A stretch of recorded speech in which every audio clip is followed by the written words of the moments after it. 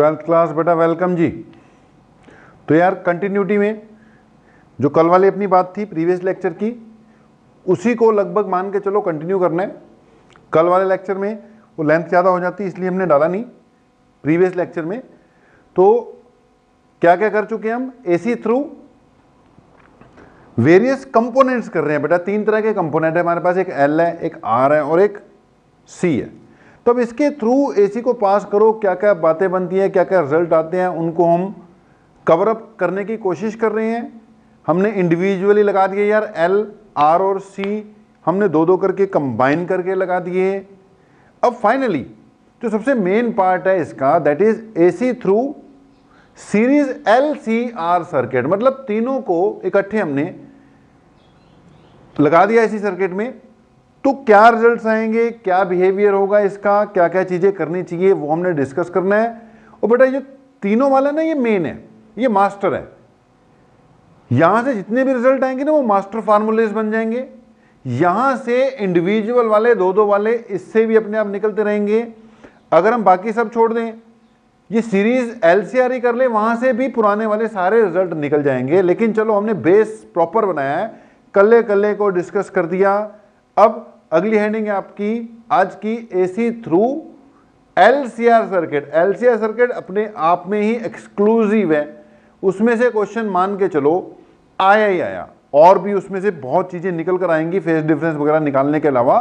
तो let's start बेटा, AC through a series LCR circuit. Heading डाल लेते हैं, AC through a series LCR circuit. ठीक है, एसी थ्रू अ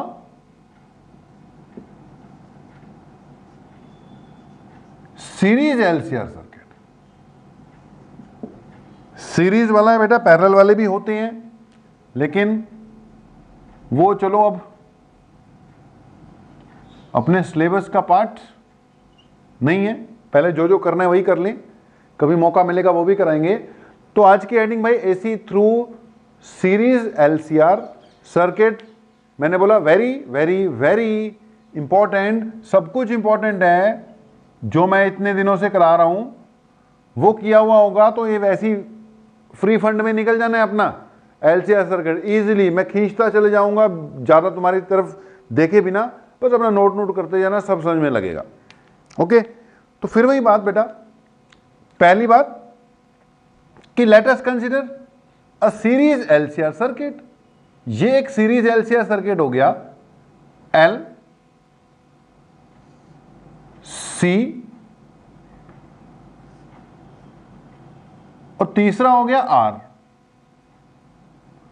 ये तीनों हो गए हमने सीरीज में लगा दिए। तो ये हो गया अपना सीरीज एलसीआर सर्किट। ओके, इस पे वही हमने एसी सप्लाई लगा दी भाई, E is equal to E naught sine omega t. ये एल है, ये सी है और ये आर है मेरे भाई।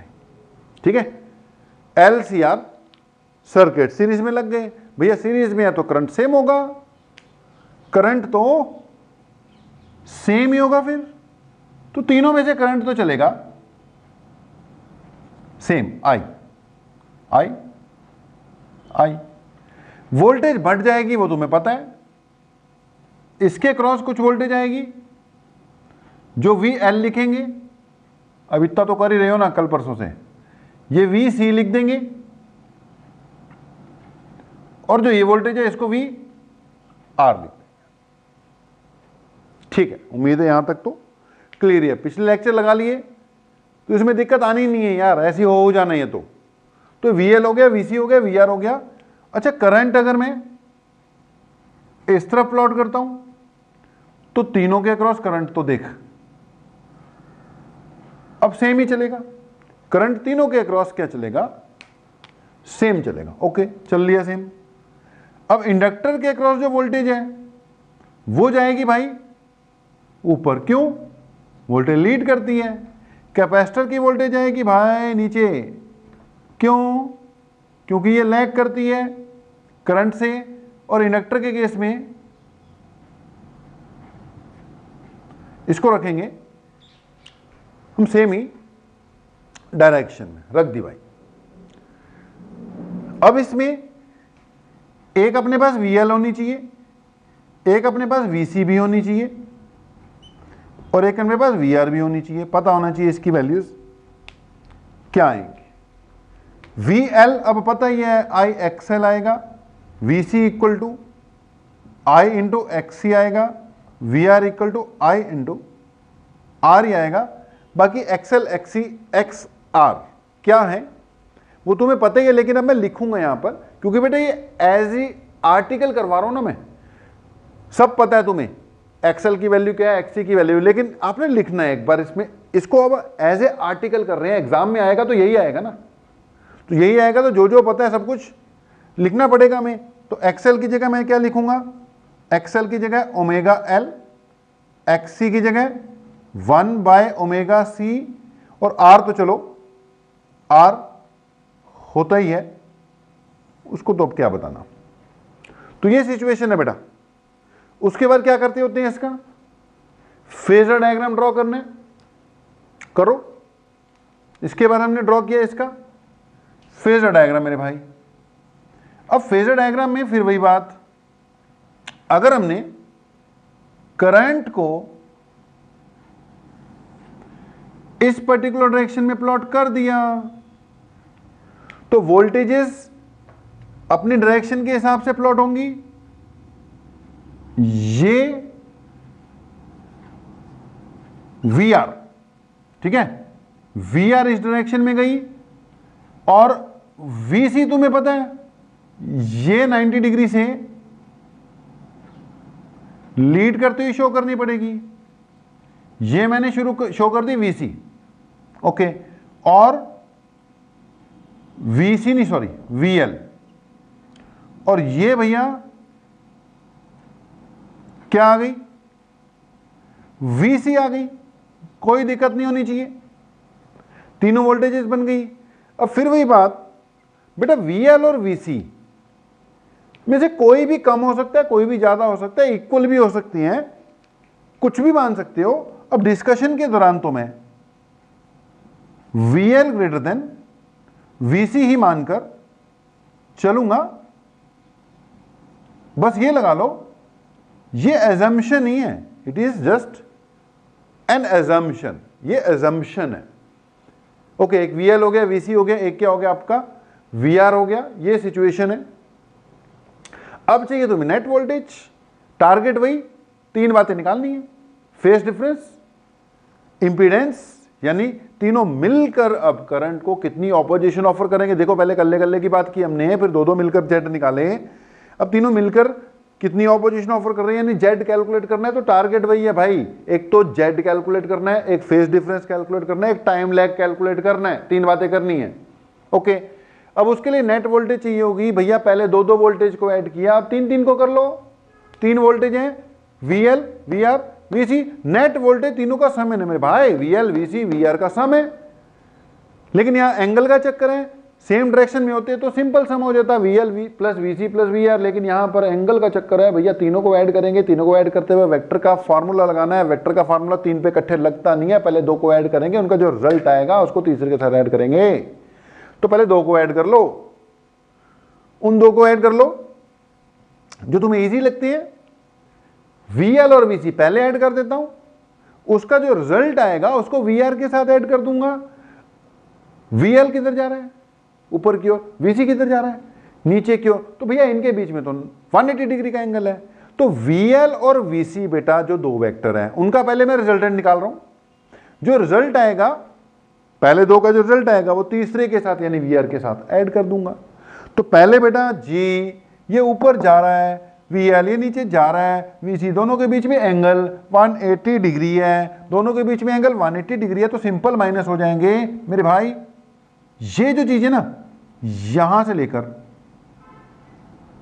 यहां तक, ये है अब पहले दो वेक्टर्स का सम, यानी कि VL माइनस VC। तो VL और VC जो है उसका तो रिजल्ट क्या आ गया, VL माइनस VC। अब ये जो रिजल्ट आया है उसको तीसरे यानी VR के साथ ऐड करना है, तो लगाऊंगा अब वेक्टर अलजेब्रा का रूल।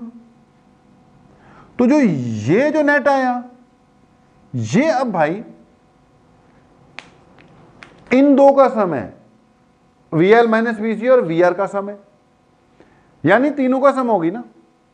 ये जो VL माइनस VC है ये इन दोनों का सम था, उसको इसमें ऐड कर दिया VR में, तीनों का सम हो गया। तो उम्मीद है बात क्लियर हो गई होगी। दिस रिप्रेजेंट्स नेट EMF या नेट वोल्टेज। ठीक है जी, ई से इसको आपको पता है डिनोट करते हैं। इतना भी क्लियर हो गया कि फेज डिफरेंस देखो फिर से कुछ ना कुछ आ ही रहा है फिर आपका। तो सिचुएशन आई थिंक आपके सामने सारे क्लियर है। जो भी चीजें की हमने फेजर डायग्राम से ही कैलकुलेट की है, फेजर डायग्राम से ही कैलकुलेट करते हैं मेरे भाई। तो अगर ये सिचुएशन है तो हमने बोला फ्रॉम द फेजर डायग्राम, क्या बोला मेरे भाई, from the phasor diagram. Phasor diagram से जो नेट वोल्टेज है वो किसके इक्वल आ रही है, under root this square plus this square. भैया दिस स्क्वायर क्या है, VL माइनस VC का होल स्क्वायर प्लस ये VR का स्क्वायर। कुछ भी नहीं है भाई, सिंपल है, under root VL minus VC का whole square plus VR square. अगली बात, अब इसकी जगह IZ पुट कर दूंगा। अब इतना तो पता लग ही गया होगा, पहली बार समझाया था, बड़े डिटेल में समझाया था, अब तो पता ही है। ई की जगह IZ पुट कर दोगे, कंटिन्यूटी में लेक्चर लगा रहे होगे, सीधा यही थोड़ा लगा लिया तुमने, इससे पहले वाले भी तो लगाए हैं। तो ये IZ हो गया भैया, VL की जगह मैंने लिख रखा है, ये बनेगा IXL माइनस IXC का होल स्क्वायर प्लस ये हो गया IR का होल स्क्वायर। होल दे रहा हूं है, IZ equal to under root, भैया इसके पास I कॉमन आ रहा है, I कॉमन आएगा, उसके ऊपर स्क्वायर भी है, अगले के पास भी I स्क्वायर भी है, बाहर निकाल लो यार I स्क्वायर को, बाहर निकल के बाद उसका स्क्वायर खत्म हो जाएगा, बस I रह जाएगा।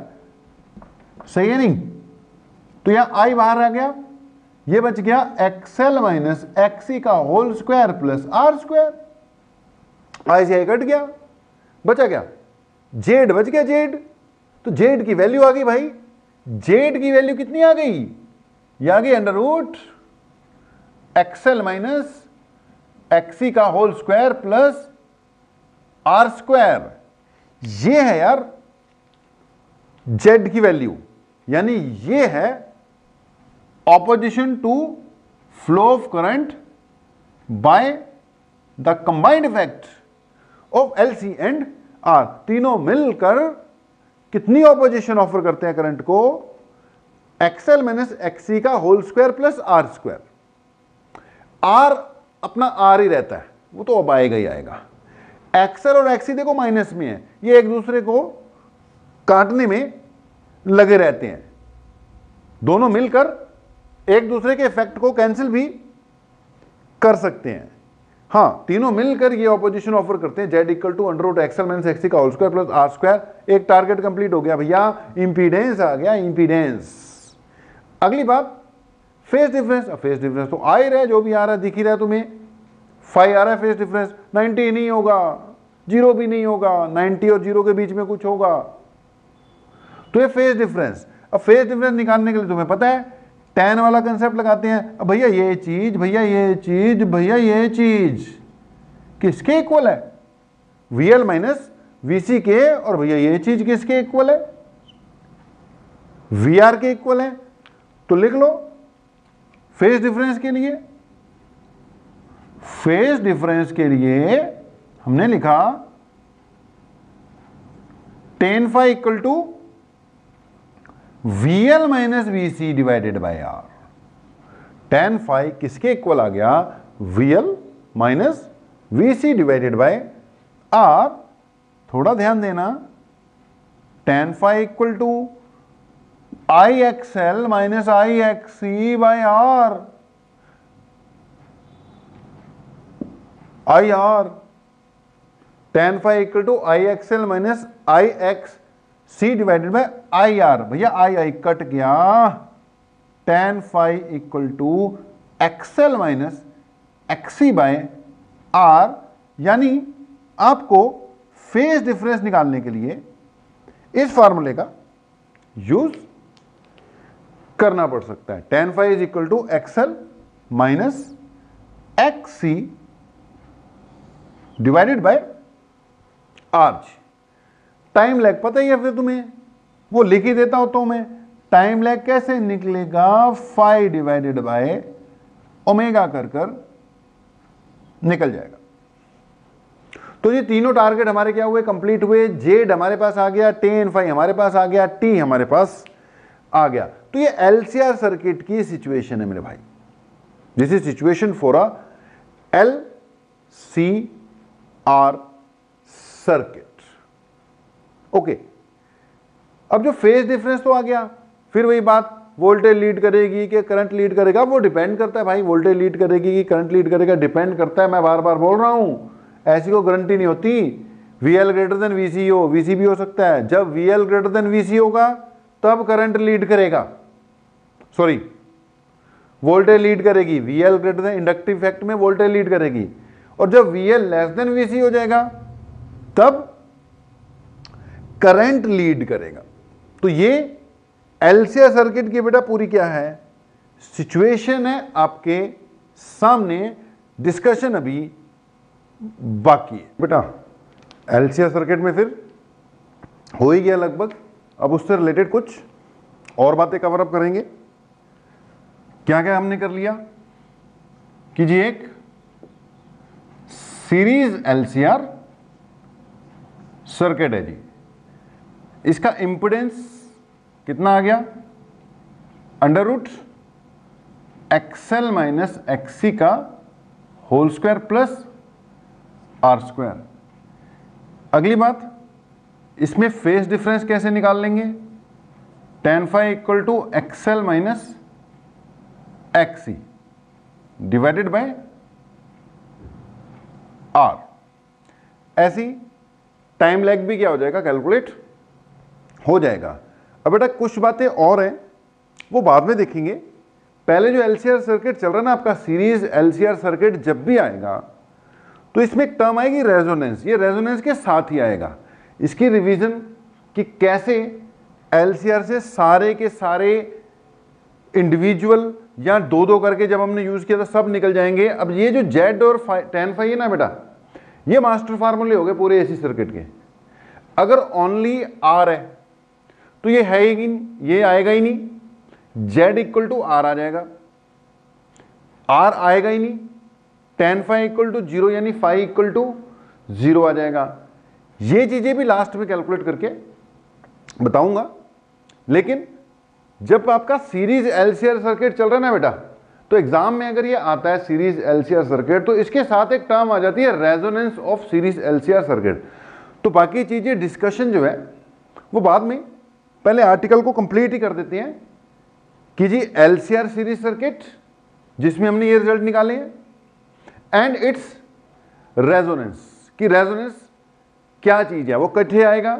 हमने as a article discussion last में कराता हूं, तो अगली बार लिख लो resonance of the series LCR circuit. इसका पार्ट ये सब पार्ट बना लिया हमने कि एलसीआर सर्किट तो हो ही गया, ये निकल गया। डिस्कशन जो है, नोट पॉइंट, ये सब वो बाद में। पहले क्या कवर अप करो, इसका रेजोनेंस वाला कंसेप्ट ही कवर अप करो। तो अगली बात क्या लिख ली हमने, resonance of a series LCR circuit. सब हेडिंग है जी इसकी, सीरीज एलसीआर सर्किट चल रहा है, जेड निकला, आर निकला, tan phi निकला, सब कुछ निकला। अगली बात, resonance of series LCR circuit. Okay बेटा, रेजोनेंस वर्ड पहले भी कई बार सुना होगा। रेजोनेंस वर्ड जहां पर भी आ जाए ना, वहां पे कोई दो चीजें आपस में या इक्वल हो रही होंगी या मैच कर रही होंगी या सिमिलर हो रही होंगी। रेजोनेंस का मतलब ही होता है मैचिंग। 11th क्लास में रेजोनेंट ऑसिलेशंस पढ़ते थे। तो यार यहां पर हम कहेंगे a series LCR circuit is said to be at resonance, लिख लो, a series LCR circuit is said to be at resonance if it is said to be at resonance if XL is equal to XC। भाई series LCR circuit था, तीनों लगे हुए हैं LB CB RB, अगर XL और XC आपस में क्या हो जाए, सेम हो जाए, तो हम कहेंगे इट इज एट रेजोनेंस। तो resonance circuit means XL is equal to XC. A series LCR circuit is said to be at resonance if XL equal to XC। कभी कभी हो जाता है भाई, XL और XC आपस में क्या आ जाते हैं, इक्वली आ जाते हैं। अच्छा, अगर XL equal to XC होगा तो अगर मैं बोथ साइड I से मल्टीप्लाई कर दूं तो ये IXL equal to IXC हो गया। अगर IXL equal to IXC हो गया तो what is IXL? It is voltage across L, it is voltage across C। तो रेजोनेंस की दूसरी बात ये है, जैसे मर्जी कह लो, अगर सीरीज एलसीआर सर्किट में VL और VC इक्वल हो गए, समझ लो सर्किट रेजोनेंस पे है, या XL और XC आपस में इक्वल हो गए तो भी समझ लो सर्किट इज एट रेजोनेंस। ये हमारा सीरीज एलसीआर सर्किट है, L C and R, L C and R। ये है L, ये है C और ये है R। बेटा इसका कुछ ना कुछ XL है, इसका कुछ ना कुछ XC है, ये R है। भैया ये दोनों इक्वल हो गए तो सर्किट रेजोनेंस पे मान लिया जाएगा। अब अगर इसके क्रॉस कुछ वोल्टेज है, वो VL है, वो VC है, अगर VL इक्वल टू VC हो गया तो सर्किट रेजोनेंस पे मान लिया जाएगा। ये नेट वोल्टेज है, इसके क्रॉस VL, इसके क्रॉस VC, इसके क्रॉस VR। अगली बात सुन लो भाई, रेजोनेंस पे XL इक्वल टू XC होगा या रेजोनेंस पे VL is equal to VC हो जाएगा। अब हमें पता है Z इक्वल टू क्या होता है, under root R square plus XL minus XC का होल स्क्वायर। भाई अगर XL और XC इक्वल हो जाए तो ये तो कैंसिल हो जाएगा, अगर ये कैंसिल हो जाएगा तो Z इक्वल टू R हो जाएगा। मतलब क्या निकला, if series LCR circuit is at resonance Z is equal to R, उसका इंपेडेंस किसके इक्वल हो जाएगा, R के इक्वल हो जाएगा, जो कि एक मिनिमम वैल्यू होगी इसकी। कैसी वैल्यू जी, मिनिमम। सर्किट का जो इंपेडेंस है वो जस्ट इक्वल टू R हो जाता है, उससे कम हो नहीं सकता, that is it's minimum value.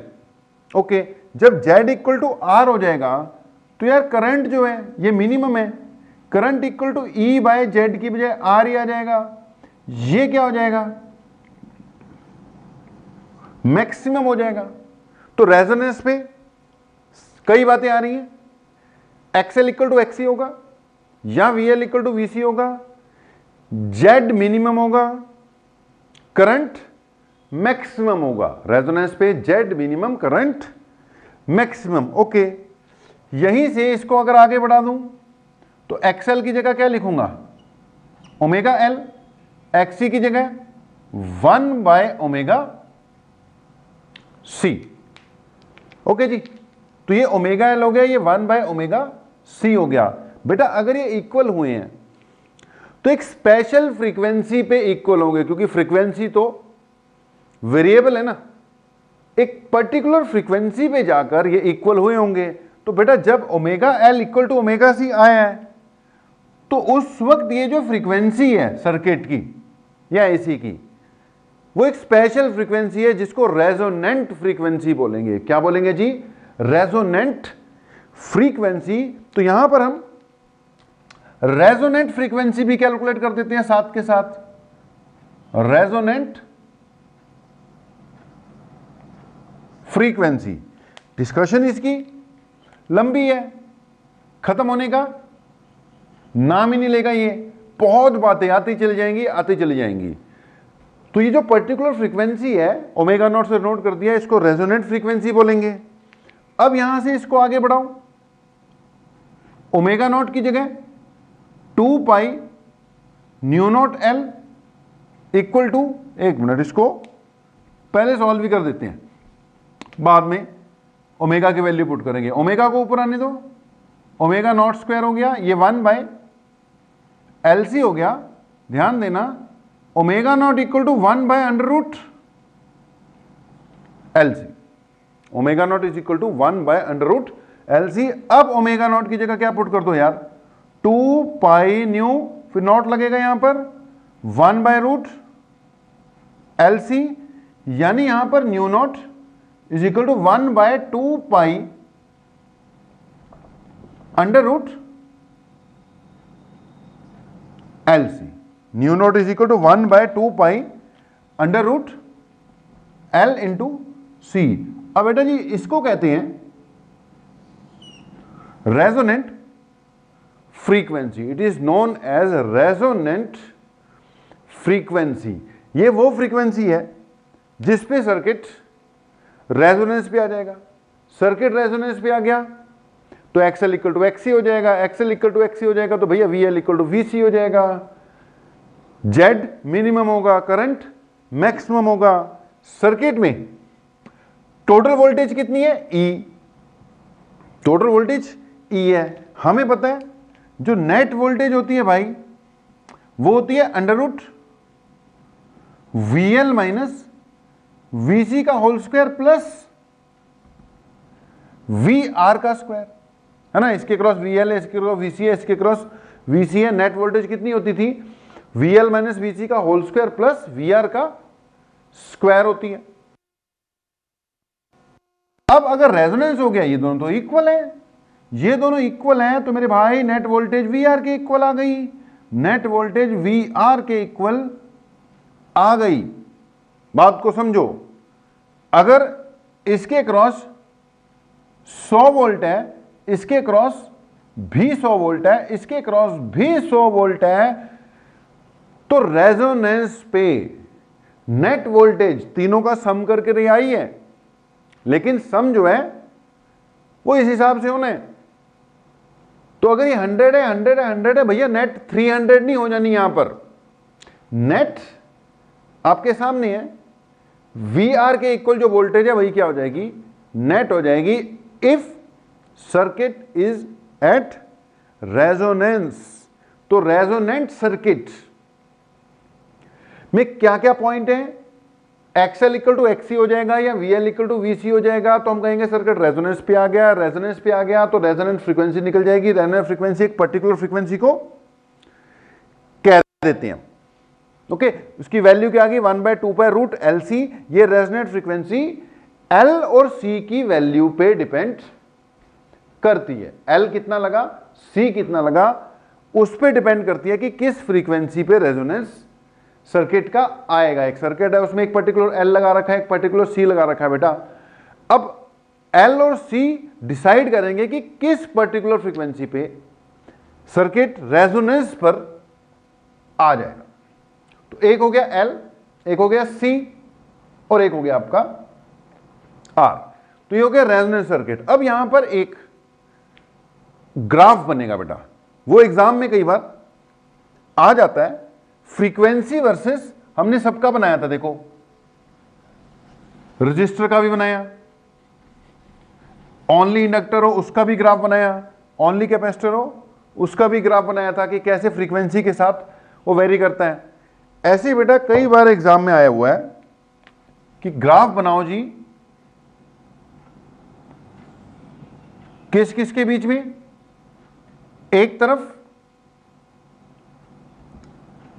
Frequency और दूसरी तरफ मान लो इंपेडेंस। लेट एक तरफ फ्रीक्वेंसी और दूसरी तरफ क्या प्लॉट कर दिया मैंने, इंपेडेंस प्लॉट कर दिया। भैया फ्रीक्वेंसी बढ़ती जाएगी, इंपेडेंस में वेरिएशन होंगी, क्योंकि इंपेडेंस का फार्मूला देखो R square plus XL minus XC का होल स्क्वायर। अब आपको पता है जो एक्सएल है वो 2 पाई न्यू एल है, जो XC है वो 1 divided by 2 pi nu C है। XL is equal to 2 into pi into nu L, XC is equal to 1 divided by 2 into pi into nu into C। Okay जी, अब ये situation है, आप सोचो जब फ्रीक्वेंसी बिल्कुल जीरो है तो XL की वैल्यू क्या होगी, जीरो आ गई, और XC जो है वो इनफाइनाइट हो गया। ठीक है जी, जब फ्रीक्वेंसी जीरो थी XL की वैल्यू जीरो, XC कितना हो गया, इनफाइनाइट।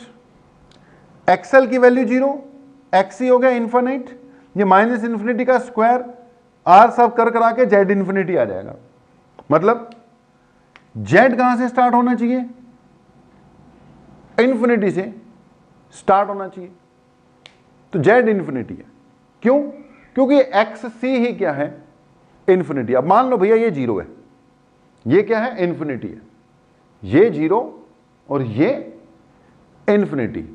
अब फ्रीक्वेंसी अगर इंक्रीज होगी, इंक्रीज इंक्रीज इंक्रीज, जो XC है पहले इन्फिनिटी था, फ्रीक्वेंसी इंक्रीज होने से XL बढ़ेगा, XC घटेगा, XL बढ़ेगा, XC घटेगा, यानी दोनों के बीच का डिफरेंस क्या होता जाएगा, कम होता जाएगा। पहले दोनों के बीच का जो डिफरेंस आया था वो तो इन्फिनिटी आ गया था भाई। अब जैसे जैसे न्यू इंक्रीज होगी, जीरो है भाई, जीरो बढ़ता जाएगा, और ये जो XC पहले इन्फिनिटी था ये कम होता जाएगा, ये बढ़ता जाएगा, कम होता जाएगा, गैप कम होता जाएगा, गैप कम होता जाएगा, कम होते होते होते होते एक स्टेज ऐसी आएगी कि दोनों इक्वल हो जाएंगे। XL बढ़ता जा रहा है, XC कम होता जा रहा है, एक स्टेज ऐसी आएगी कि दोनों क्या हो जाएंगे, इक्वल हो जाएंगे, दोनों इक्वल हो जाएंगे। जब ये दोनों इक्वल हो जाएंगे तो दोनों को बीच का गैप जीरो हो गया, यानी XL माइनस XC क्या आ गया, जीरो। अब XL माइनस XC जब जीरो हो गया तो Z किसके इक्वल हो गया, R के इक्वल हो गया। फिर से समझना इस बात को, फ्रीक्वेंसी इंक्रीज हुई, पहले दिन के बीच में डिफरेंस इन्फिनिटी था, XL इंक्रीज करता चले गया, XC डिक्रीज करता चले गया, एक स्टेज ऐसी आई, ऐसी ऐसी ऐसी आई थी कि दोनों के बीच में गैप क्या हो गया, बिल्कुल जीरो हो गया। ये जीरो हो गया, Z इसके R के इक्वल हो गया, R से कम अब वो नहीं हो सकता। तो बेटा वो फ्रीक्वेंसी जहां पर ये दोनों इक्वल हो गए थे, कौन सी फ्रीक्वेंसी है, फिर रेजोनेंट फ्रीक्वेंसी है। ठीक है जी, तो रेजोनेंट फ्रीक्वेंसी पे XL XC हो गए थे, Z जितना कम होना हो सकता था हो गया, इससे ज्यादा कम तो होने नहीं वाला, तो Z पूरा पूरा R के इक्वल आ गया। और ग्राफ इसका कैसे बनेगा, ये कम होते होते नीचे हो गया। अब जब ये न्यू पार कर जाएगा, XL कम होते होते होते होते होते होते होते बढ़ जाएगा, XC और कम हो जाएगा, दोनों के बीच में गैप फिर से इंक्रीज होना शुरू हो जाएगा भाई। जब इंक्रीज होगा ये वैल्यू फिर बढ़नी शुरू हो जाएगी, ओवरऑल Z फिर से बढ़ना शुरू हो जाएगा। ये आएगा इसका कुछ graph.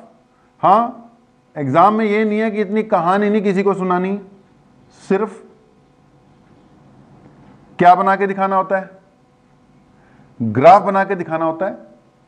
Z versus frequency graph कुछ ऐसा बने। अब ऐसे बेटा एक और ग्राफ आ जाता है, करंट वर्सेस फ्रीक्वेंसी। ये क्या था, Z वर्सेस फ्रीक्वेंसी। यहां आ जाता है current versus frequency of series LCR circuit. अब आपको बताइए भैया, जब Z मिनिमम होगा उस वक्त करंट क्या होगा, मैक्सिमम होगा, और जब Z मैक्सिमम होगा उस वक्त करंट क्या होगा, मिनिमम होगा। तो ये उल्टा ग्राफ बनेगा भाई, इधर करंट इस तरफ, फ्रीक्वेंसी ये रेजोनेंट फ्रीक्वेंसी, रेजोनेंस पे Z मिनिमम है। ठीक है, Z is minimum, Z minimum है, तो करंट मैक्सिमम होगा, तो करंट मैक्सिमम पे आएगा, उसके बाद ये कम होगा, तो ये ग्राफ कुछ ऐसा बनेगा। ठीक है जी। तो ये था यार series LCR circuit. Series LCR circuit होगा तो उसके साथ ही क्या आ जाएगा, रेजोनेंस आ जाएगा।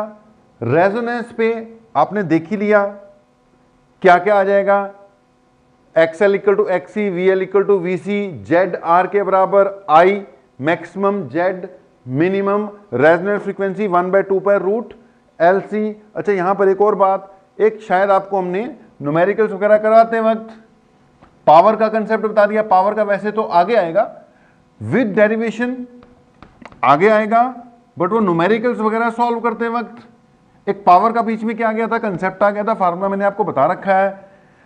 तो पॉइंट सुनना, पॉइंट ये कि अपने पास पावर का फार्मूला क्या है, E virtual into I virtual into cos of phi. ध्यान देना, अगर रेजोनेंस हो जाए एट रेजोनेंस तो Z इक्वल टू R आ जाता है। Z इक्वल टू R का मतलब ये purely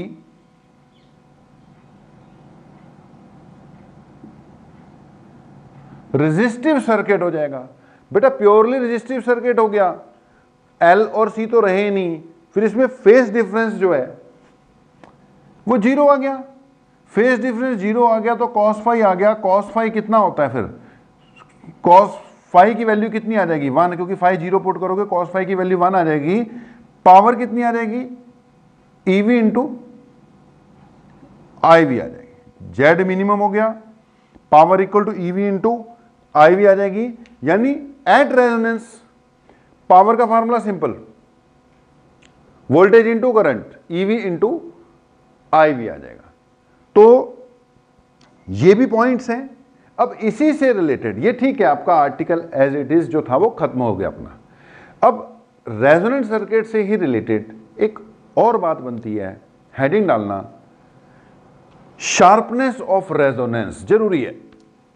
sharpness of resonance article wise अगर आ गया तो चलो रेजोनेंस तक बात खत्म हो गई, लेकिन उसी का पार्ट है बेटा, नेक्स्ट हेडिंग डालना शार्पनेस ऑफ रेजोनेंस, ब्रैकेट में लिख लेना Q factor, sharpness of resonance,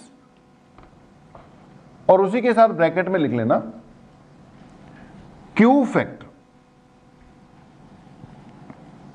दोनों इकट्ठी आते हैं। क्यू फैक्टर का मतलब शार्पनेस ऑफ रेजोनेंस ही है। Sharpness of resonance Q factor से ही निकलकर आती है जी। तो अगली बात हमने क्या बोली, क्या देख लेना है आपने, sharpness of resonance and Q factor. Sharpness of resonance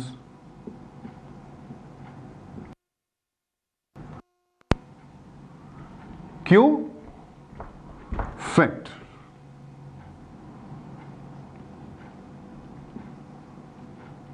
sharpness of resonance या क्यू फैक्टर जी, ध्यान देना यार। कोई भी रेजोनेंट सर्किट है, अभी अभी मैंने बनाया कि इसमें अगर मैं फ्रीक्वेंसी वर्सेस करंट ग्राफ बनाता हूं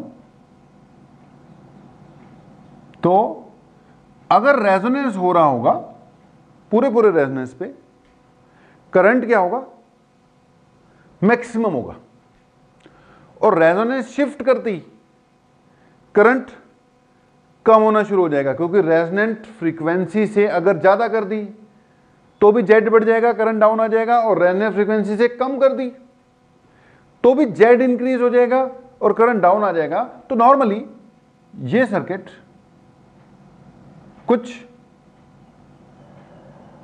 ऐसा बनता है।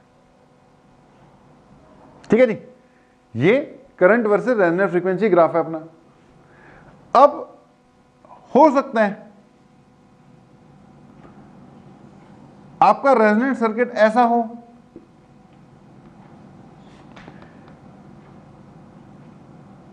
ग्राफ की शेप तो ऐसी रहेगी, लेकिन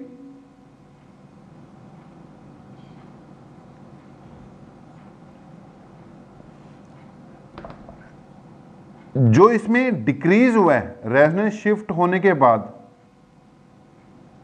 जो इसमें डिक्रीज हुआ वो इसके कंपैरिजन में थोड़ा तेज हो रहा है। इसमें थोड़ा धीरे धीरे डिक्रीज हुआ है, इसमें एकदम हो गया। या ऐसा भी हो सकता है कि ये फ्रीक्वेंसी, ये करंट, ये रेजोनेंस फ्रीक्वेंसी पे करंट मैक्सिमम था और उसके बाद करंट डाउन आता है और तेजी से आ गया। यहां रेजोनेंट से काफी दूर जाकर, मतलब फ्रीक्वेंसी काफी हाई कर कर करंट डाउन हो रहा है। यहां पे रेजोनेंट से काफी दूर जाके हाई हो रहा है, यहां पे इसके कंपैरिजन में जल्दी डाउन हो रहा है, यहां पे एकदम ही गिर गया। या ले एक और बना लो, इसमें क्या है, ये फ्रीक्वेंसी है, ये करंट है। हो सकता है कोई रेजोनेंट सर्किट ऐसा हो तो उसका ग्राफ कुछ ऐसे आ जाए, इससे भी ज्यादा शार्प हो गया। यार जिसकी ये पीक जितनी ज्यादा शार्प है, वो रेजोनेंट सर्किट उतना ही ज्यादा बढ़िया माना जाएगा। ये जो हमने लिखा ना sharpness of resonance, sharpness of resonance का मतलब है कि रेजोनेंस शिफ्ट होने पर, मतलब फ्रीक्वेंसी आपने रेजोनेंस से कम या ज्यादा की है, उसमें करंट कितनी तेजी से गिर जाएगा। भाई जितनी तेजी से गिर जाएगा उतना ही वो बढ़िया रेजोनेंट सर्किट माना जाएगा। इस पीक की शार्पनेस को ही इस करंट वर्सेस फ्रीक्वेंसी ग्राफ, ये जो करंट वर्सेस फ्रीक्वेंसी ग्राफ है, इसकी जो पीक आती है उसकी शार्पनेस को ही शार्पनेस ऑफ रेजोनेंस कहते हैं। तो what is sharpness of resonance? It is sharpness of the peak of current versus frequency graph for a series LCR circuit. It is sharpness of the peak of the current versus frequency graph for a series LCR circuit. Sharpness of resonance. अगला point, more the sharpness of resonance, better is the resonant circuit. जितनी ज्यादा sharp होगी उसकी peak, उतना ही वो circuit बढ़िया माना जाएगा, उतना ही वो सर्किट अच्छा माना जाएगा, उतनी ही उसकी क्वालिटी ज्यादा मानी जाएगी। कारण कि बेटा रेजोनेंट सर्किट्स कुछ ऐसी जगह पर यूज होते हैं जहां पर आपको एक पर्टिकुलर फ्रीक्वेंसी पे करंट चाहिए। अगर फ्रीक्वेंसी उससे कम या ज्यादा है, आपको करंट नहीं चाहिए। करंट कब आना चाहिए? एक पर्टिकुलर फ्रीक्वेंसी पर ही करंट आना चाहिए, एक पर्टिकुलर फ्रीक्वेंसी के लिए ही इनपुट आनी चाहिए। अगर फ्रीक्वेंसी उस पर्टिकुलर फ्रीक्वेंसी से कम या ज्यादा है तो उसके लिए सर्किट को कोई करंट नहीं शो करना चाहिए।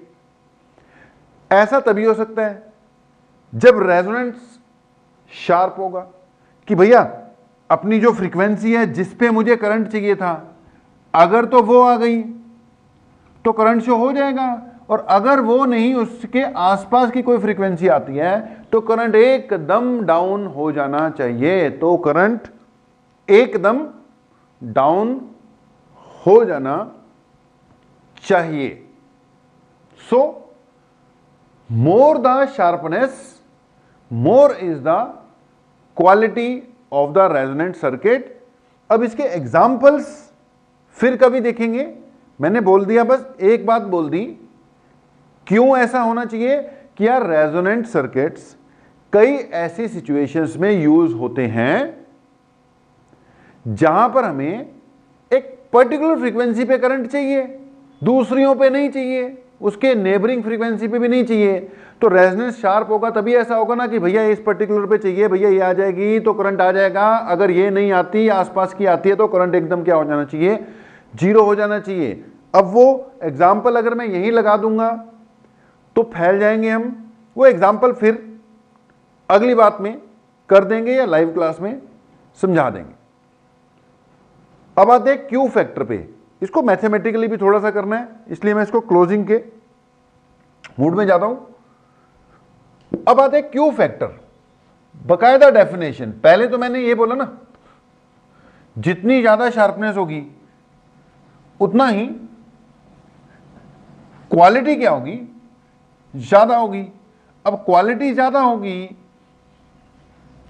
तो क्वालिटी को मेजर करने के लिए जो फैक्टर है उसी को क्या बोलना है हमने, क्यू फैक्टर। ठीक है, क्वालिटी ज्यादा होगी कम होगी उसको मेजर करने के लिए एक फैक्टर आता है जिसको हम क्या कहते हैं, क्यू फैक्टर। तो अगली बार लिखना क्यू फैक्टर के बारे में कि क्यू फैक्टर यानी कि quality factor of a series LCR circuit. Q factor यानी quality factor of a series LCR circuit gives quality of the circuit. मतलब ये क्या बताता है, वो तो नाम से पता लग रहा है, it gives quality of the circuit. मतलब जितनी क्यू फैक्टर की वैल्यू ज्यादा होगी उतनी क्वालिटी ज्यादा मानी जाएगी, बढ़िया मानी जाएगी। यहां कह देते हैं it gives sharpness of the resonance.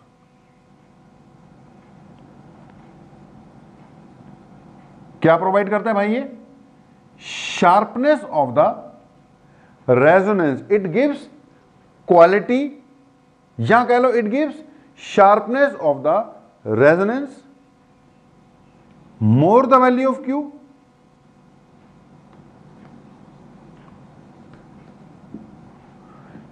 sharper will be the resonance,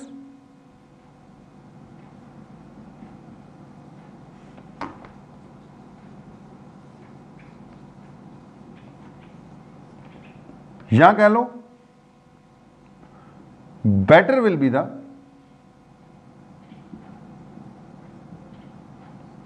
circuit. ठीक है जी, more the value of Q, sharper will be the resonance and better will be the circuit. ये क्यू फैक्टर के बारे में इतनी बात। अब अगली बात, अब यार हम इसको मैथमेटिकली अगर डिफाइन करना चाहें क्यू फैक्टर को, तो उसके लिए भी देखो यार, मान लो ये वही हमने फिर से सर्किट बना दिया, एक तरफ फ्रीक्वेंसी एक तरफ करंट। ठीक है, ये फ्रीक्वेंसी है, रेजोनेंट फ्रीक्वेंसी है, ये रेजोनेंट फ्रीक्वेंसी से कम ज्यादा हो गई, हमें पता है ये कुछ ऐसे करके डाउन आ जाएगा। ध्यान से सुनना, दो डेफिनेशन बनाएंगे हम इसकी, दो एक्सप्रेशन निकालनी है। अब यार ये रेजोनेंट फ्रीक्वेंसी है न्यू नॉट, या इसको अपना बुक्स में एनसीईआरटी बुक वगैरह में जब ये पहली डेफिनेशन निकालते ना, इसको ओमेगा के टर्म्स में दे रखा है, हम भी ओमेगा के टर्म्स में लेते हैं। एक ही बात है बेटा, ओमेगा 2 पाई न्यू है, 2 पाई के फैक्टर का फर्क है, न्यू बढ़ेगी तो ओमेगा भी बढ़ेगा, ओमेगा बढ़ेगा तो न्यू भी बढ़ रहा है घट रहा है, वो सेम ही होते हैं। आपको पता है रेजोनेंस पे करंट मैक्सिमम आएगा, ये करंट है भाई, ये करंट की क्या है, मैक्सिमम वैल्यू है। और इसको बढ़ाओगे तो भी करंट कम होगा, घटाओगे तो भी करंट कम होगा। मान लो यार ये वो फ्रीक्वेंसी है जहां पे करंट कम होते होते, यहां पर करंट कम होते होते अपनी मैक्सिमम वैल्यू का √2 टाइम्स हो गया, 1/√2 टाइम्स, मतलब वो आरएमएस करंट बन गया। यहां पर भी वो I0/√2 हो गया, भैया दोनों तरफ जाओगे उसने कम तो होना ही था। रेजोनेंस फ्रीक्वेंसी ये है, ये रेजोनेंस फ्रीक्वेंसी के ज्यादा फ्रीक्वेंसी है, ये वो फ्रीक्वेंसी है जहां पर करंट अब कम होते होते 1/√2 टाइम्स हो जाएगा, या ये वो फ्रीक्वेंसी है इससे कम वाली जहां तक जाते जाते करंट 1/√2 टाइम्स हो जाएगा। इसको डेल्टा डब्ल्यू कह सकते हैं, इसको डेल्टा डब्ल्यू कह देते हैं। डेल्टा डब्ल्यू बैंडविड्थ हो गई इसकी। ओके जी, अब according to NCERT Q factor is defined as omega naught divided by delta omega into 2, यानी omega naught divided by omega 2 minus omega 1। ये ओमेगा 2 हो गई, ये ओमेगा 1 हो गई। सिंपल सी कहानी। ऊपर क्या रखनी है भाई? Resonant frequency. ऊपर रखनी है रेजोनेंट फ्रीक्वेंसी और नीचे क्या रखना है? उन दो फ्रीक्वेंसीज का डिफरेंस जहां पर करंट अपनी मैक्सिमम वैल्यू से 1/√2 टाइम्स हो जाता है। ये इसकी डेफिनेशन है। ऊपर भी फ्रीक्वेंसी नीचे भी फ्रीक्वेंसी, यूनिट इसकी कोई होती नहीं है।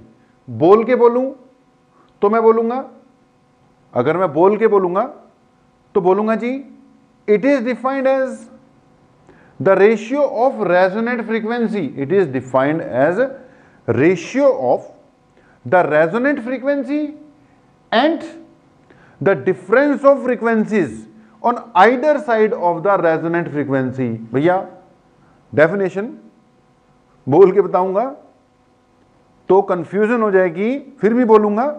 आप अपने नोट्स में से पढ़ लेना भाई, नोट्स आपको दे रखे हैं, नोट्स में से इसको रीड आउट कर लेना। ठीक है जी, फिर से सुनो। Q factor is defined as the ratio of resonant frequency and the difference of frequencies on either side of the resonant frequency at which the current reduces to 1/√2 times of its maximum value. अब भैया दूसरी बार नहीं बोलता, पढ़ लेना, meaning clear होना चाहिए। जितना इनके बीच का डिफरेंस कम कम कम होगा उतना Q फैक्टर ज्यादा ज्यादा ज्यादा होगा। सिंपल। जितना इनके बीच का डिफरेंस यानी ओमेगा 2 माइनस ओमेगा 1 जितना कम आएगा, ये नीचे वाली वैल्यू इतनी कम हो जाएगी, Q उतना ही ज्यादा आ जाएगा इनवर्स प्रोपोर्शनलिटी के कारण। तभी कहते हैं जितनी क्लोज होंगी, जितना क्लोज होगा उतना शार्प पीक हो जाएगी, उतना ही Q फैक्टर इसका ज्यादा आ जाएगा। बात क्लोज्ड। ये डेफिनेशन यही कर दी हमने, क्लोज्ड। अब इसकी दूसरी डेफिनेशन और सुनो, इसी को आगे ड्राइव करो, निकल जाती है, लेकिन मैं डायरेक्ट कर दूंगा। वहां से न्यूमेरिकल भी करने होंगे, वो जो एक्सप्रेशन आएगी उसके फिर हमने न्यूमेरिकल भी करने होंगे। एक और इसकी डेफिनेशन है, ये लिख लेना भाई, लिख लेना कि Q factor of a resonant circuit is defined as, लिख लेना जी, Q factor of a resonant circuit is defined as the ratio of Q factor of a resonant circuit is defined as, आप अपनी जो मैं लैंग्वेज में बोल रहा हूं उसको कंप्लीट करो, उसके बाद एक्सप्रेशन लिखना। ठीक है, मैं डायरेक्ट एक्सप्रेशन लिख दूंगा। Q factor of a resonant circuit is defined as the ratio of voltage impressed across inductor और capacitor at resonance and voltage impressed across resistor at resonance. फिर से बोलता हूं, it is defined as the ratio of voltage across inductor और capacitor at resonance and voltage across resistor at resonance हो गया। उस दौरान तीनों चीजें जो हैं उनके अक्रॉस कुछ ना कुछ वोल्टेज आ जाएगी। VL और VC के अक्रॉस तो सेम ही आएगी रेजोनेंस पे, बस वही VL और VR का रेशियो या VC और VR के रेशियो को क्या कहते हैं, क्यू फैक्टर कहते हैं। अब इस हिसाब से हमें पता है Q equal to V L और वी सी। अगर मैं V L by V R करता हूं तो भी वही आएगा, अगर मैं V C by V R करता हूं तो भी वही आएगा। अगर मैं इसके हिसाब से चलूं तो वी एल की जगह ओमेगा एल बाय इसकी जगह वी एल की जगह आई इंटू, एक मिनट भाई, पहले आई इंटू क्या लिख लो एक्सएल, या आई इंटू आर लिख लो, आई आई कट जाएगा, एक्सएल की जगह ओमेगा एल बाय आर। लेकिन सब कुछ किस पे हो रहा है, रेजोनेंस पे हो रहा है, तो उसकी जगह ओमेगा नॉट लिख दिया। ओमेगा नॉट याद कर लो 1 बाय रूट एल सी है, 1 बाय रूट एल सी है, ये एल बाय आर आ गया, ये एक रूट कट जाएगा, आएगा क्या 1 बाय आर, ऊपर एक रूट में एल बचेगा बेटा, यहां पे सी बचेगा, 1 by R root L divided by C. ये आ गया क्यू फैक्टर की वैल्यू।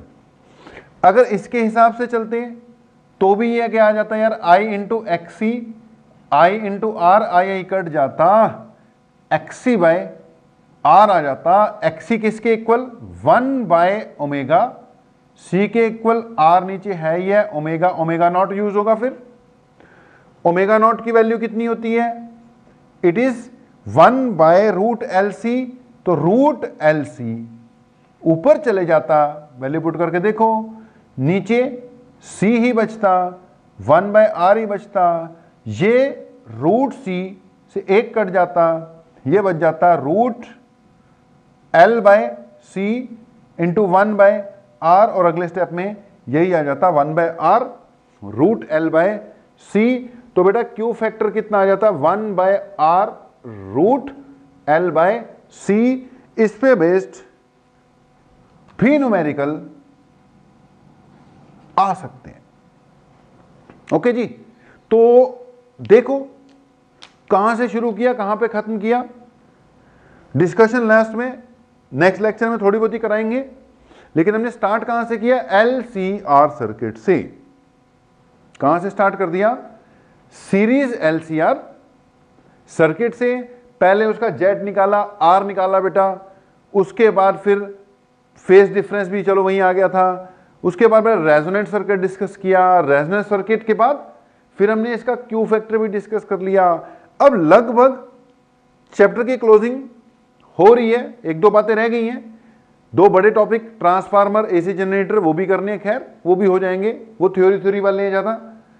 एक पावर का कंसेप्ट रह गया, एक पावर रह गया, एक एसी जनरेटर रह गया, और एक ट्रांसफार्मर रह गया। एक लेक्चर ट्रांसफार्मर का, एक लेक्चर एसी जनरेटर का, एक लेक्चर पावर का, 3 लेक्चर में आपका सारा मामला क्लोज करवा देंगे। ओके जी, तो अभी के लिए इतना ही है। न्यूमेरिकल्स वाला लगभग सारा काम हो गया, जो असाइनमेंट दे रखी हैं उनको निपटाते चले जाओ, निपटाते चले जाओ, निपटाते चले जाओ। आज तक के लिए इतना ही, मिलेंगे एक ब्रेक के बाद। आप लोगों का बहुत बहुत धन्यवाद, थैंक यू वेरी मच।